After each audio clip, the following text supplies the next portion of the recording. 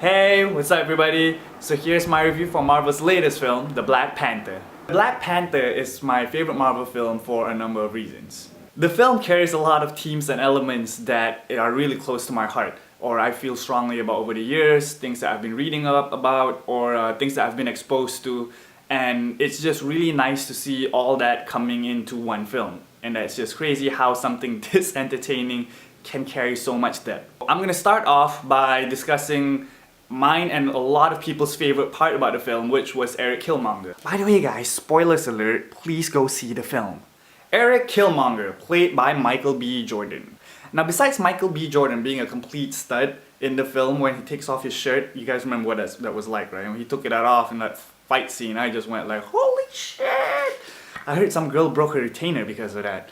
Yikes. So anyways, besides that, there are many other reasons why I love Michael B. Jordan or Eric Killmonger's character. Now for one thing, he's probably the most sympathetic Marvel villain out there. You can really understand why he does what he does, and you know that it's not really just out of place of greed, or like, you know, he's just like your typical A villain who comes off as I'm gonna take over the world because, you know, like I want more power and all those things. Eric Killmonger has an interesting and rich backstory as to how he became a villain. Now Killmonger is a villain who really makes us all look into the depth of our soul and our humanity, because he makes us question a lot of these things if you pay attention to his motivations and what really drives the violence behind him. Now Killmonger had a pretty messed up childhood, and not the type that will make you turn into a superhero, but the one that could fill you with a lot of hate and violence. Now his dad was killed by T'Challa's dad, T'Chaka, when they were both living in a really rough neighborhood in Oakland.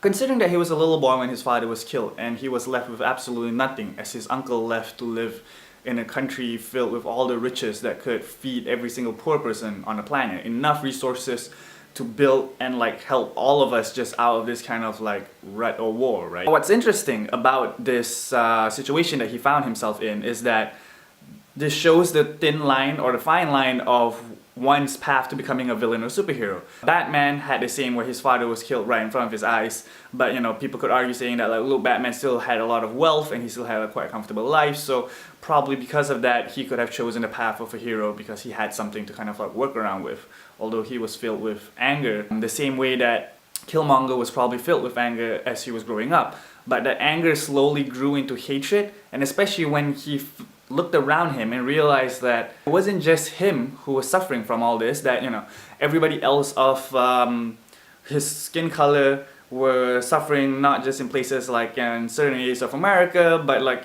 there's nations that's been robbed and that's just completely poor and broke. So now you can see that to him, Wakanda represents the archetype of a nation that's rich and can actually help not only its neighboring country but the rest of the world, but chooses to stay away from everybody else, isolated, and decides to just mind its own business and keep itself wealthy. So it's not like there's a nation out there that you guys could find that has a lot of money and just allow their neighbor to be stricken with like poverty and like war and all these things while they sit down and kind of enjoy all their oil money and like, vibranium money, and just completely stay in isolation, right?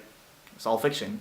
But you can sort of understand now, like Eric, where he's coming from is this place of it made him who he was, and of course a big part of that was choice, but how many of us can actually really admit that we've decided to become the bigger person and we did not go down the path that was easier, which was what Eric does. He represents what most of us end up doing a lot of times, that every time something bad happens we tend to react the way that we think it's fit, right? An eye for an eye, and we always kind of like play back this whole revengeful and hateful you know, attitude that we always think like, oh, this is not who I am, but it's how the world has made me. And if you think about it, that theme was really strong in the entire film, of like the world made these people who they were. Eric Killmonger became a villain because of like his own childhood and his own upbringing, and like that whole hatred that kept growing and growing. As opposed to T'Challa, who was raised in a very good environment, and he just kind of like figured out like, you know, he became a good king because from day number one he was raised to be that. So in part 2 of the video, I'm going to discuss T'Challa and like why he has add on to Black Panther being one of my favorite Marvel films. So till then guys, let me know what you think of Killmonger and like, you know, like what was your best line or favorite line by him and all that. Right, so till the next round guys, I'll see y'all, bye.